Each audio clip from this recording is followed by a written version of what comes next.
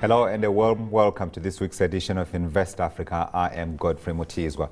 Now, according to the United Nations, by 2050, approximately 7 out of 10 people will live in mega cities. And if we look at that figure in Africa, we're talking about 200 million people in sub-Saharan Africa who are living in slums, and that was in 2010. Now, that's 62% of the population. So clearly, there's a lot of work to be done in developing this drive towards mega cities. Now, before we get into the discussion, let's just take a look at what this drives towards urbanization is set to do in terms of creating investment opportunities on the African continent. Philani Nyalunga will report.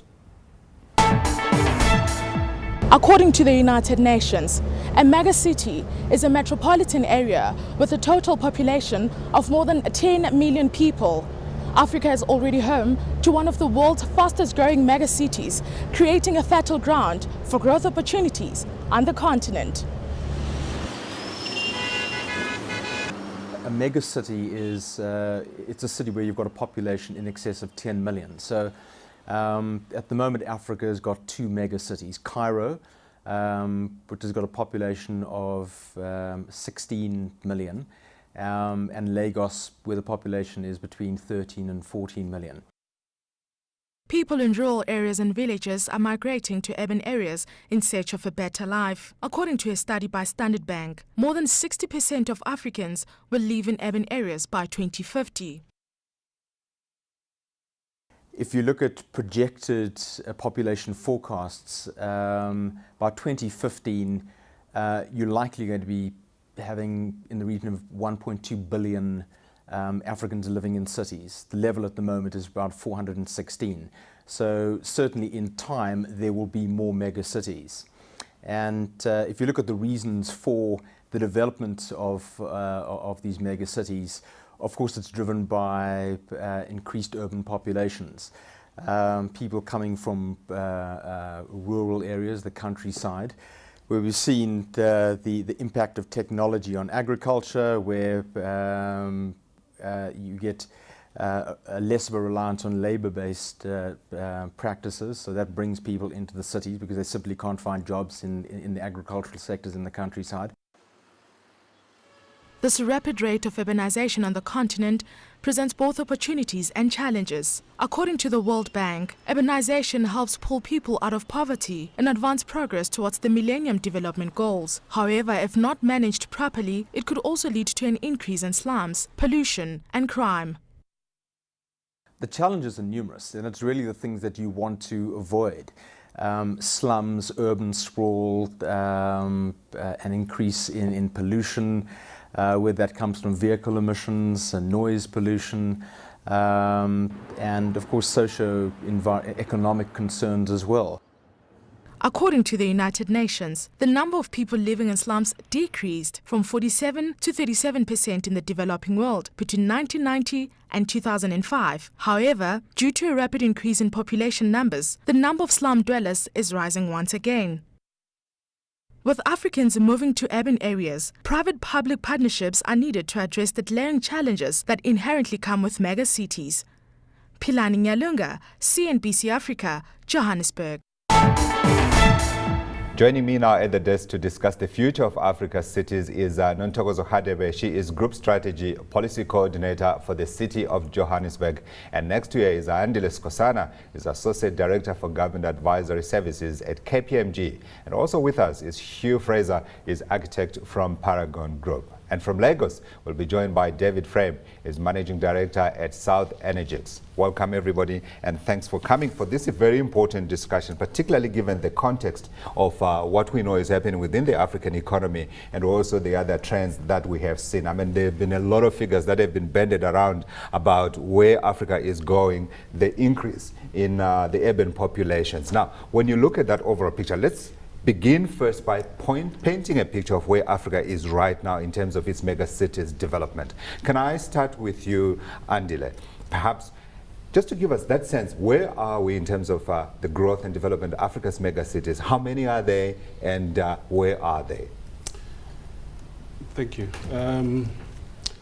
my understanding is that we have two megacities, but there is a bit of a debate around how do you define a megacity. Let's constrain ourselves to the strict United Nations definition of it. We are at two mega. We've got two megacities, Lagos and Cairo, and that's Lagos and Cairo in Egypt. That's where we are. You? Yeah, I would agree with that. It's possible that Kinshasa could be included in that. But certainly, again, with statistics, it depends whose figures you're listening to. So I would say that one should rather talk about the tone of the cities rather than specific figures, because quite frankly, I think Johannesburg, although we think it's so big, it's going to be a long time before it's up with amongst the cities of Africa. I mean, I think by 2050, I think almost a third of the mega cities will be African. So how we fit into that scheme is of more interest than strict figures. And I think it's important that we talk about these things, because we know that of the two big mega cities, we actually have Lagos and we have got Cairo. But Lagos, we know a large part of that population resides in slums. And yet, one of the figures that was quoted about the World Bank is they speak about the fact that when you urbanize, you actually reduce poverty. Now, how do we get to that state? Let me begin by you, and then let's come through the others. Okay. You know, I think the single biggest factor is transportation. It has a profound impact on any city. So one will find by 2050, most of the developed cities are unlikely to grow. I mean, the populations are not migrating towards them. And I also think, if one could draw an analogy with movies, for example, I think that the future is going to be much more Blade Runner than Star Trek. It's not going to be beautiful and clean and lovely. It's going to be somewhat gorgeous and great, and somewhat terrible with a lot in between. And especially in Africa, because services are not great, transport is not great, and infrastructure is not great. But it's something that we should be working on with immediate effect. Yeah. Now, Andile, you advise governments obviously on what they need to be doing, and I would imagine that you work with governments across the African continent as KPMG. From where you sit, what needs to be addressed before we get specific examples out of Johannesburg as well as Lagos? Well, megacities are one focus, and the strict definition, I think I'll go with Hugh, to say it's actually big cities become more and more complex in terms of how they deliver services, in terms of how do you make decisions about the future. Even thinking about the future, there are so many layers of to think about. Where we like to focus on is we like to focus on making sure that we grow an infrastructure backbone to the settlements, and take an overall settlement view, an integrated one that begins to try and understand the different dynamics, not only now as we face them. That's where the challenges are in all our cities that you've named, the slums, the transport, and all of that. How do we resolve these problems, but resolve them with the future towards being a little bit more resilient and hopefully sustainable in the future? Nontokozo, let me come to you. Now, of course, as you said, Johannesburg is growing, and it's growing very fast. And I think you guys have also done some projections where you see the city's population in the years ahead.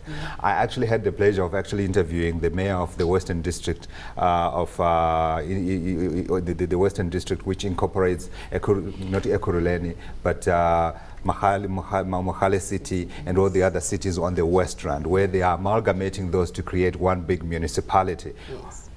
With the city of Johannesburg, where are you guys going, and where do you stand? Are you encouraging this development of urban sprawl, if you like, or is it better actually to manage these things separately on their own? Certainly with Johannesburg, as we have indicated, that we are growing, we are projecting that by the 2050, which is the main discussion for today, will be like close to 9 million. And we've done all we can in terms of providing services, of allowing people, of allowing migration, and leveraging on urbanization in terms of city of Johannesburg. But so now you're encouraging it? We're encouraging it. The city of Johannesburg, it's a city of vibrant cosmopolitan opportunity, as they say. And census even indicates that at this point in time, more people are coming outside of Johannesburg than they were in the previous census in 2001. So we are really experiencing that migration and urbanization, and there's nothing we can do about it but just to embrace it. I will agree that transportation is key in managing this, but it also goes down on how you manage your city spatially, how you configure your city spatially to manage the urban sprawl, which we have seen. We've got so many areas that are really outside of the core of the inner city in Johannesburg. So we are really looking at how we can really restructure the city now and bring it closer and bring everybody closer, but at a backbone. Transportation is key in managing. I want us to talk about the models of how we run these cities. But before we do that, let's go to Lagos and get the experience of David in Eco Atlantic, because you guys have actually developed a little mini city within Lagos. David, talk to us about some of the issues that you have faced and opportunities that you have seen and how that project is going so far. Yes, well, the project actually reached a major milestone just recently. We've achieved 50% of the total reclamation of the project, which is 5 million square meters. And we are getting a lot of interest locally, and we're developing the infrastructure right now in the early phases, phase 1 and 2. So the project is moving along at pace and on program, and it is gaining a lot of interest. But in terms of investment, we have a very high level of take-up of plots in the early phase 1. How have you integrated yourself within the overall development of the city of Lagos? Well, the Eco Atlantic is really, in essence, an extension of the existing commercial area of Lagos, which is Victoria Island. And its original concept was to find a permanent solution to the rapid erosion of the coastal area of Victoria Island, which is known as Bar Beach. This was a serious concern to the Lagos state government, and they approached us to come in and solve the problem for them. Thank you, David. Guys, as I said, I wanted us to talk also about just how we manage these cities. What models do we need to manage these things? You advise governments. Let's talk to you, and we'll talk to her, and then we'll talk to you. Well, there's a couple of models of how you can grow and manage the growth of a city. The first thing, you can actually use your own funds as an organ of state. As a city. So in other words, taxpayers' money. And taxpayers' money is the one that you put up front. You use it to develop all the necessary infrastructure. That is in desperate short supply. There's always, the needs always exceed. They always exceed what is possible and what needs to be done. And then you're finding that with cities, there's a lot of different options that they're exploring. There is the Eco Atlantic example, which Nairobi is exploring through Tatu City. I think to an extent you could argue Waterfall Park in Midrand is a type of that scenario, where you've got the private sector coming in and taking on some of the public services to provide within their developments. Where we would like to play, or where we are focusing our efforts as KPMG, is developing and strengthening the ability of cities to prioritize the projects they have that with the little resources that they have, so that when they do leverage relationships with the public sector, with the private sector, and they leverage those partnerships to much better effect. But now, of course, you make your money both ways. You make your money by encouraging private developments, but you also make your money by advising governments even in the models that they are following at the moment. But what do you recommend? What works best?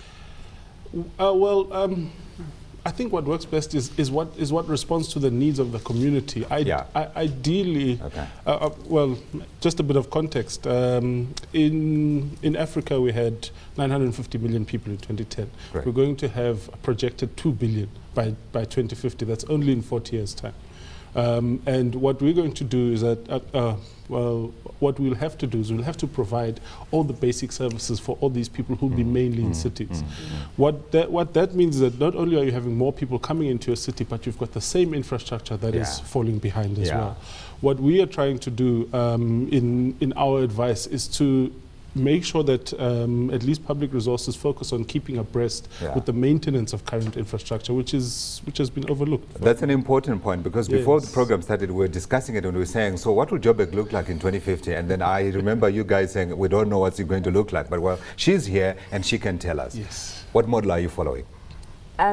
Certainly, let me just go back to that. It's music to my ear when he talks about funding and needs surpassing funding needs surpassing the plans that we have. Sure. You will have heard that as City of Johannesburg, we are really looking into investing about 110 billion on infrastructure investment in preparation of the growth and the urbanization that I was talking about. Yeah. But also it's not just funding for new infrastructure, but also just to maintain, as you're saying, that we are really lagging behind in terms of maintenance. So there's a big portion of that 110 billion that will go towards dealing with the backlogs that we have, servicing the infrastructure in preparation of the growth, as well as investing in key economic infrastructure that will drive the economy of the city, as well as the neighboring municipalities, obviously. We had tried before a model that was called Cosmos City. I know you've mentioned Waterfall, but there's another model that we've just tested. Out on the West Rand? Yes, it's more on the West Rand, yes. Yes, on the edges of West Rand, really. Yeah. Cosmos City, where we tried a mixed development type of housing, mainly housing driven. We are building in that type of model throughout the city. Yeah. There were key learnings that we've learned. I actually want those learnings because I want to ask you about them and perhaps whether you do anything different. But I quickly want to get your perspective before we take the break. David mentioned a very interesting word. He said reclaim. And expansion generally happens for one of two reasons, either because of lack of space or for, let's say, political contested reasons. And I know, for example, expansion in Kinshasa has become so fraught that there are exercises to even start reclaiming pieces of land in the middle of the Congo River, because the process of trying to get the land ownership from the people is too complex. Yeah. The same thing has happened or similar thing has happened in Nairobi, where they've started to build their own Sandton. Now, South African cities are far and away not dense cities like Tokyo or Sao Paulo. We've got a completely different model. I mean, I'm deeply in love with Johannesburg, and anybody who's been on the critical mass cycle ride, there is loads of space, and it always comes as a huge disappointment to me that we have to go out with this terrible viral spread to the edges of Johannesburg, which simply makes, as we've discussed, transport even more complex. When there's lots of space in downtown Johannesburg, that's undeveloped, and that it could be developed on a mixed basis unit. I mean, anybody knows that a great city is one that you feel comfortable in, that you walk around with the street side cafes, and unfortunately, Johannesburg is not a city like that. It is very interesting because for me, as I drive past the N1 every day and I look at the KPMG offices and I look at the way they are structured and where they are built, I mean, that could have been just land that was unused. And I mention it not because you're in the show, but actually because it is very interesting what you can do with clever use of land, and that has been done certainly in that case. But we have to take a short commercial break, and when we return, we'll be hearing views from Lagos, Nigeria, and certainly we'll be talking to David about Eco Atlantic and the examples that they've seen from that side. That's more on the other side on Invest Africa.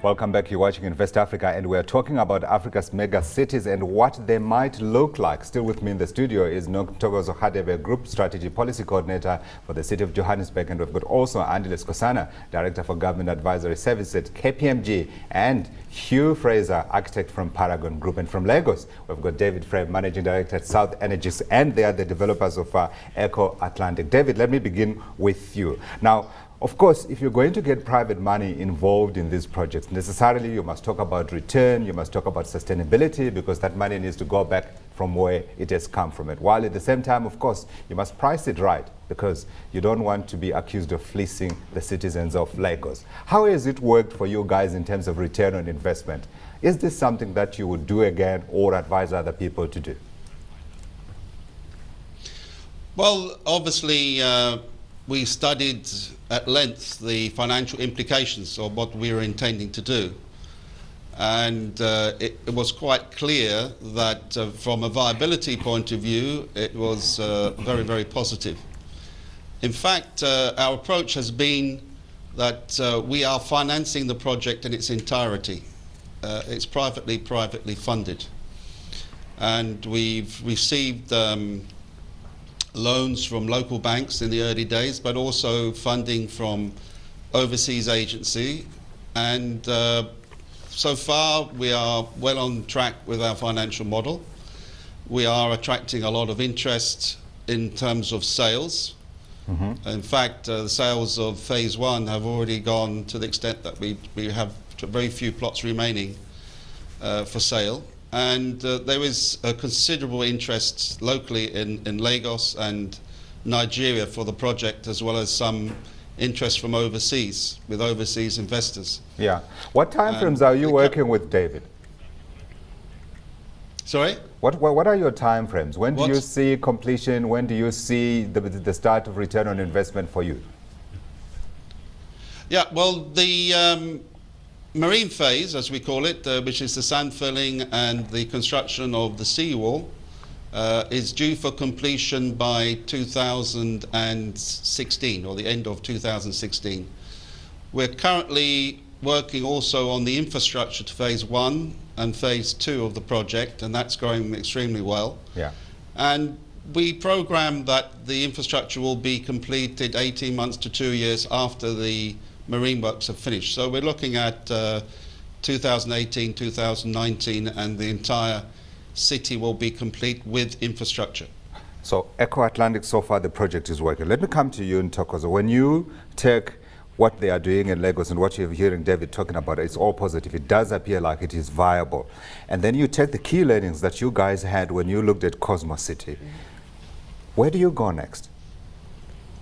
Cosmos City, we've certainly had some critical successes. We've proven wrong the notion that you cannot mix lower, middle, and upper housing developments in one center. You can? Yes, we've proven that it can work in one area. It works, it supports each other perfectly. There was nothing wrong. As long as you don't name all the cities, just some US names and those kind of things. I guess, yeah. But also, I must acknowledge that it has been a housing-driven development, Cosmos City. But now we are looking far more than that. So is that the future then? Yes, the future, because if you don't bring all the pieces of the puzzles, including economic growth or economic stimulation of the area, you end up with proliferation of spazas, illegal spazas and so forth, and ship-ins, which might have happened with the Cosmos City. But now we're looking at economy as a critical economic nodes driving the development. Rather than the city going on a grandiose plan and planning and putting these things to place and then saying to people, you move in there. Yes, you move in then and then you end up, yes. And then the transportation, it's also critical because we do have a Cosmos City, but there's no reliable public transport that is linking Cosmos City and the inner city. So we're starting with transportation, we're linking everything together, we're bringing economic growth as a cornerstone of whatever we are doing. Yeah. So infrastructure is a key part of this whole equation. Yes. Andile, let me come to you, because you, as we said, you advise governments. Now, it's not everything that you can put in private hands, and I'm sure you'll agree. There are some services that are more amenable to living in private hands and others for the public sector. Please break those down for us. Well, I wouldn't argue. I wouldn't say that there's services that are better in private hands or in public hands, but I would say that the public, especially the public sector, needs to be much more aware and careful in how it privatizes certain businesses. Should they? They should be. Okay. And I'd say African governments, especially the city governments, are getting better and better at it through these admittedly new and greenfields developments. They're getting better and better at putting the kind of requirements that benefit the population of the cities, and the kind of requirements such as the infrastructure levels, managing the kind of infrastructure, the levels of infrastructure that can fit into the existing systems that they can maintain and take over going into the future. So that's really the concern around how to privatize, not so much what to privatize, but be careful to privatize only that which you can't afford and that part that will benefit the city, the running of the city overall. For sure. You, quickly? I think that the time has passed that authorities, whether it's on local level or national level, can't be expected to provide from scratch new everything. But I don't think we want them to, actually, because where we have trusted them to do so, they have failed. But I think, yes, I would agree, but they have a very strong role in transport and services. And in Johannesburg, it would be great if the city had an urban think tank where they actually tried to model what we think is going to happen in the future. Ntokozo, I'm hoping you're listening. We should do that. We can No, also, we we do need to have look it. beyond the borders of Africa. I mean, South America as well has achieved some fantastic successes, specifically Curitiba in Brazil, Bogota in Colombia, Sao Paulo. These are all dangerous cities. Yeah. I mean, people we think about them the way other people think about Johannesburg. Yeah. And I've traveled in all three of those cities, and they're fantastic. And there's one thing that unites them: Yeah. transport. Andile, you want to quickly? But what I want to say is that Yeah. what is always underplayed in our African cities in general, especially the one we're living in, is the power of regeneration. Yeah. And the brownfields development, I feel, are going to be much more important. How do we develop within the footprint of the settlements that we have now? Yeah. And how do we make them better and accommodate twice, thrice, 4 times more people that we need to that will need to accommodate? Yeah, that I don't need to remind everybody that Africa's got the youngest population in the world. Quickly? Yes, yes. No, I just wanted to touch on what you were saying about the urban think tank of predetermining what Joburg would look like. Yeah, sure. Definitely, it's just that we don't have time. But if we really go through the Joburg 2040, there was really the urban thinking transferred definitely to that strategy, our Joburg 2040 strategy. Yeah. But in terms of privatization, we are not privatized as City of Johannesburg, City Powers and Joburg Waters, but we've seen pockets of excellence with the model that we've introduced of municipal-owned entities. We've got the highest standards of water quality. We Yeah. even have blue drop status because of the specialization that we've benefited from. Not privatization, Yeah. but separating policy regulation from service delivery. Pockets of excellence. Unfortunately, we've run out of time because I see my guests have got many other points that they wanted to make to contribute to this very important debate about what the future of African cities might potentially hold and how we're likely to see in the future mega cities developing out of the continent. So thank you to my guests, and from me, Godfrey Matizwa, thank you and goodbye.